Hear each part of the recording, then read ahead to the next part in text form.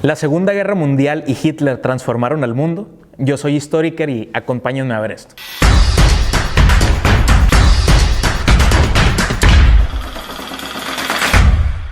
De la Segunda Guerra Mundial escuchamos muchísimas historias, principalmente aquellas que están asociadas a Hitler, pero es necesario entender cuál es el contexto. Recordemos que previo a que iniciara la Segunda Guerra Mundial hay un periodo de 20 años que yo les comentaba, se conoce como la paz armada.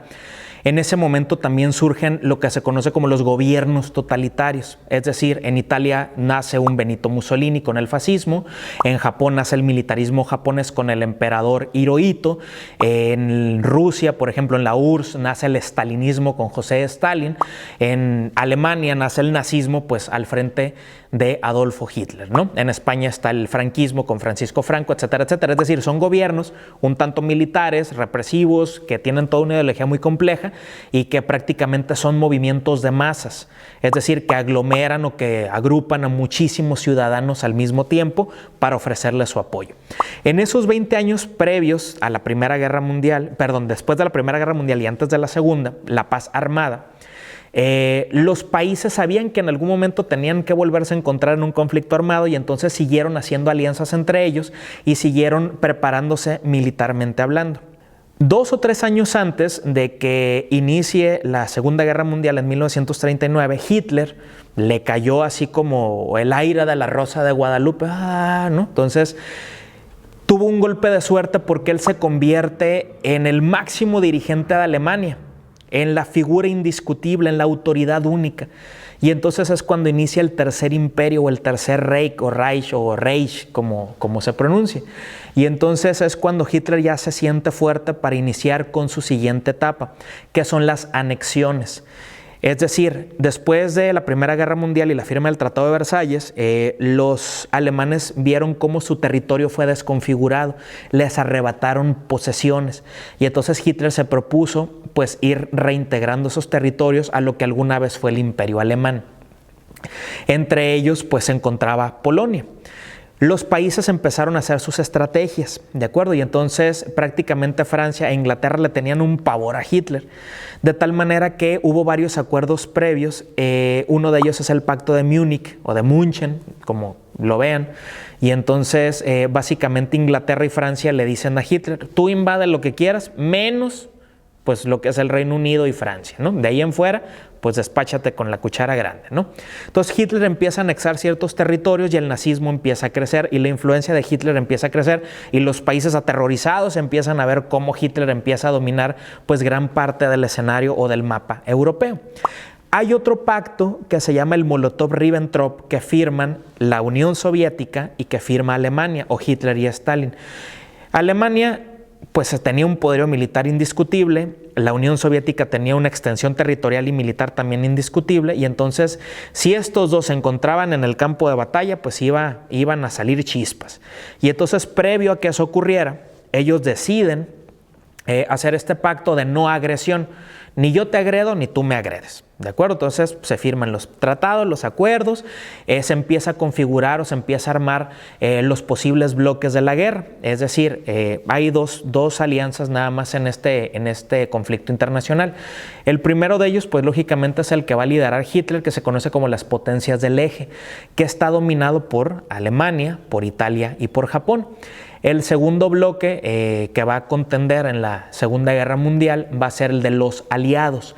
Los aliados son, literalmente como lo dice la palabra, los aliados antiguos desde la Primera Guerra Mundial, en la Unión Soviética, Francia y el Reino Unido o Inglaterra. Bueno, resulta que Hitler empieza a anexar territorios y anexa territorios y territorios y territorios, pero le faltaba uno que él quería desde el principio, que era Polonia.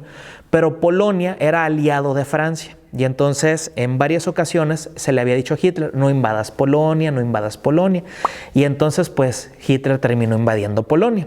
Esto ocurre un 1 de septiembre de 1939, cuando las tropas nazis cruzan la frontera polaca. Ahí es cuando inicia formalmente la Segunda Guerra Mundial. La Segunda Guerra Mundial tiene varias fases. Voy a resumir algunas. La primera de ellas se conoce como la Guerra Relámpago o Blitzkrieg, ¿Qué significa eso? Los nazis y los alemanes tenían tan estudiado cómo iniciar la guerra que agarran por sorpresa a todos los demás países y es una guerra rápida. De acuerdo, con bombardeos aéreos, con vuelos de reconocimiento, con táctica militar, con desplazamiento por tierra, con utilización de nuevas armas. Y entonces, pues prácticamente en los primeros meses de la guerra, los franceses terminan siendo inmovilizados. ¿De acuerdo? Terminan siendo invadidos por los nazis. Incluso hay una fotografía muy icónica de Hitler y tiene de fondo la Torre Eiffel. Francia prácticamente toda la Segunda Guerra Mundial estuvo dominada por los nazis, donde pues fue su centro de operaciones en Europa ya más de Occidente y pues fue un golpe muy bajo para los aliados. Los nazis en algún momento también quisieron invadir la Unión Soviética con lo que se conoce como la Operación Barbarroja, y entonces es cuando los soviéticos terminan por declararle la guerra al eje, y entonces es cuando se empieza a armar por toda la rebambaramba ahí en Europa, ¿no? Toda la primera fase de la guerra relámpago. Hay otra fase de la guerra que se conoce como la guerra en África. Recordemos que desde inicio del siglo XX, finales del siglo XIX, principalmente los ingleses, holandeses y otros países europeos tienen posesiones en África, y entonces Hitler quiere también quitarle todo eso. Entonces en África también se desarrollan muchos acontecimientos. Y otra fase también importantísima de la guerra es la del Pacífico. En el Océano Pacífico son los japoneses quienes van a estar al frente. Incluso hay un momento en el que los estadounidenses son prácticamente obligados a entrar al enfrentamiento, porque los estadounidenses inician la Segunda Guerra Mundial y, como siempre, demostraron cierta neutralidad, pero apoyaban indirectamente a los aliados y a Inglaterra. Cuando los nazis se dan cuenta de esto, las potencias del eje, y aparte por el control del Océano Pacífico, que pues es un escenario muy relevante, es cuando los japoneses terminan bombardeando la base aérea de Pearl Harbor en Hawái en 1941, en diciembre del 41. Y entonces los estadounidenses no miran más solución que entrar al conflicto formalmente. México se benefició mucho de ese periodo porque, como los Estados Unidos entran a la guerra, los mexicanos fuimos los proveedores de muchos artículos, que es la época que se conoce en México como la sustitución de importaciones, en la década de los 40. Es la época también en la que en México empieza a haber una bonanza económica. Pero no solo participamos de esa manera, sino que hay un momento donde Lázaro Cárdenas y Manuel Ávila Camacho, que fueron los presidentes de ese momento, también se mantuvieron neutrales, porque pues en México tranquis todo, ¿no? Amor y paz. Pero los alemanes se dan cuenta que pues hay un cierto apoyo o favoritismo hacia los Estados Unidos, y los alemanes terminan por hundir dos barcos petroleros, el Potro del Llano y el Faja de Oro. Y entonces a México no le quedó más remedio, ¿no? Como cuando jugamos Stop, pues que declararle la guerra a mi peor enemigo, que era pues Alemania, ¿no? Y a las potencias del eje. Entonces México termina ingresando a la Segunda Guerra Mundial con la participación del Escuadrón Aéreo 201. De acuerdo, que tuvo alguna estancia muy corta en el sureste asiático, en Filipinas, por allá, y entonces básicamente fue como apoyo a los Estados Unidos. Hay un momento, los primeros 3 o 4 años de la Segunda Guerra Mundial, que son dominados por el eje, o sea, traen muy buen ritmo, muy buena estrategia, pero cuando ingresan los Estados Unidos ya mucho más frescos, esto empieza a dar un vuelco radical. Aparte, los rusos le estaban pegando una zarandeada a los nazis, y el ánimo dentro de los nazis pues no era el mejor. Incluso hay un momento dentro de la guerra donde se trata de asesinar al mismo Hitler, lo que se conoce como Operación Valquiria. ¿De acuerdo? Y pues el ánimo de los mismos alemanes ya es un poco complicado. Los nazis empiezan a perder ciertas posesiones, empiezan a perder ciertos lugares que ellos habían controlado, y entonces esto empieza a reducir su margen de acción. En Italia también empieza a haber muchos fenómenos internos que hacen que el fascismo empieza a desaparecer, y entonces esta recta la aprovechan los aliados. Los aliados, Estados Unidos, los ingleses y otros países, hacen un gran desembarco en una playa francesa que se llama Normandía. Ese día se conoce como el Día D. Este desembarco representa el inicio del fin de la Segunda Guerra Mundial. Cuando Hitler empieza a ver que todo esto ocurre, que pierde Francia, que los nazis son sacados de Francia, etcétera, etcétera, Hitler no tiene otra escapatoria más que suicidarse él junto con su recién esposa. Se había casado un día antes, ¿no? Y entonces terminan ellos ingiriendo un veneno para morir en el búnker que tenían en Alemania, en Berlín, muy cerca de la puerta de Brandenburgo. A partir de ahí también se desarma lo que es el fascismo en Italia, y el único que quedaba en pie era el emperador Hirohito en Japón, y con la defensa del Pacífico. ¿Cómo termina la Segunda Guerra Mundial? Pues cuando los estadounidenses lanzan 2 bombas atómicas el 6 y el 9 de agosto sobre las ciudades japonesas de Hiroshima y Nagasaki. Entonces, ya después de haber inutilizado a los japoneses, pues no tienen otra opción más que rendirse. Entonces termina la Segunda Guerra Mundial a grandes rasgos de esa manera. Un episodio que normalmente no viene en los libros o que nos hablan así como muy por encimita es el del Holocausto. El holocausto significa sacrificio, ¿de acuerdo?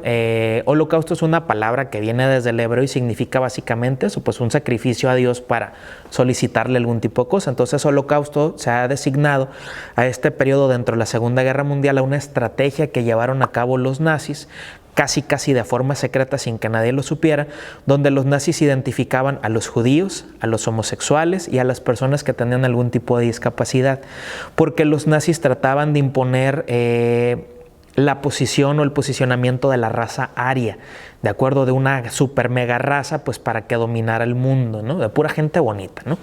Y entonces había 2 posibilidades. Número 1, ya que se identificaban estos grupos o estas personas que iban a ser enviados al holocausto, al sacrificio, eran, número 1, reunidos en un campo de concentración. En el campo de concentración se dividían por edades, por sexos, tal vez a lo mejor hasta por discapacidad, por mentalidad religiosa. Se les colocaba la pijama de rayas, como comúnmente se conocía el uniforme, y eran obligados a hacer trabajos forzados en pro o en beneficio del ejército alemán. Aquellas personas que pues ya por su debilidad ya no servían, eran enviados a los campos de exterminio, donde eran asesinados principalmente en las cámaras de gas. El campo de concentración más famoso de Europa es el de Auschwitz, ¿de acuerdo? Entonces, prácticamente la estrategia fue pues la eliminación racial. Esto se llama genocidio, ¿de acuerdo? Y entonces esto llevó a que en la actualidad, por ejemplo en Alemania, no se pueda mencionar ni siquiera el nombre de Hitler. Es un episodio que ellos han tratado de borrar, y por eso el libro que escribiera Hitler, que se llama Mi lucha, también ha sido un libro muy prohibido durante mucho tiempo. Hará cosa de 1 o 2 años, la Cancillería alemana, los encargados de la educación en Alemania, ofrecieron dentro de la escuela o de la educación básica que todos los niños alemanes lo leyeran, el libro de Mi lucha, para entender por qué Hitler y Alemania se comportaron de esa manera, pero hubo una gran discusión. Es decir, las heridas de la Segunda Guerra Mundial siguen muy latentes y siguen muy persistentes. Paréntesis espiritual. No es tan cómico, pero bueno, ahí les va. México también tuvo otra participación en la Segunda Guerra Mundial, y esto prácticamente nos lo han ocultado durante toda la historia. Ahorita que les platicaba del Holocausto y de toda esta identificación de personas para ser asesinadas en un genocidio, hay un mexicano que es el embajador de México en Francia, su nombre es Gilberto Bosques. Gilberto Bosques Saldívar es un diplomático de carrera, es decir, tiene muchísimos años en el servicio exterior mexicano, y entonces a él le toca que los nazis invadan Francia y se da cuenta de que hay identificación de esto pues para hacer un crimen. Y entonces Gilberto Bosques, con el apoyo de Lázaro Cárdenas, que era pues como el presidente más o menos de esa época, y después de Manuel Ávila Camacho, logra darle un pasaporte mexicano que se llama salvoconducto, es decir, un permiso para que pudieran salir de Europa y llegar directamente a México. Es decir, en México, por eso tenemos muchas colonias, por ejemplo, de europeos, principalmente polacos, porque en esta época, o de judíos, ¿y por qué hay tanto judío en la Ciudad de México? Pues es una de las explicaciones, ¿no? Ya ven que hasta en la Casa de las Flores sale, ¿no? La Paulina, ¿no? De que soy judía. Bueno, ¿por qué hay tantos judíos en la Ciudad de México? Pues por eso, porque es la época en la que Gilberto Bosques envía a muchas personas con ese salvoconducto o pasaporte a la vida, como le titularon ellos mismos, y pudieran sobrevivir. Escenas como las de Gilberto Bosques también hubo otras, también como el empresario Oscar Schindler. De hecho, también de él hay una película pues famosísima que se conoce pues como La lista de Schindler, ¿no? Entonces, ¿qué sería lo importante aquí destacar? La Segunda Guerra Mundial fue un proceso. ¿Por qué? Por el control económico del mundo. Lo que interesaba ya no tanto eran los territorios, era saber quién se iba a hacer cargo de ordenar al mundo, quién iba a ser el papá de los pollitos, el que pusiera como las reglas del juego, sobre todo económico, comercial, empresarial, quién sería el que marcaría toda esa tendencia. Pues lógicamente van a resultar ser los Estados Unidos. La Segunda Guerra Mundial y Hitler transformaron el mundo. ¿Ustedes qué opinan? Hasta la próxima.